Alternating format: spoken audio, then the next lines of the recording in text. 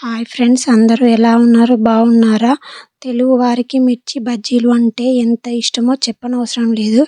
అయితే ఈరోజు మనం మిర్చి బజ్జీలు చేసుకుందాం రండి. ముందుగా 10 నుంచి 15 మిర్చీలను మధ్యలో ఘాట్లు పెట్టి గింజలు తీసేయాలి.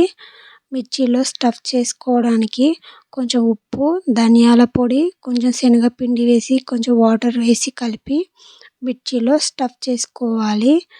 జల్లించుకున్న శనగపిండిని తీసుకొని అందులో 2 స్పూన్ల బియ్యం పిండి, కొంచెం ఉప్పు, కొంచెం వాము నలిపివేయాలి. అదేవిధంగా కొంచెం బేకింగ్ సోడా వేసి అన్నింటినీ వాటర్ వేసి బాగా కలపాలి.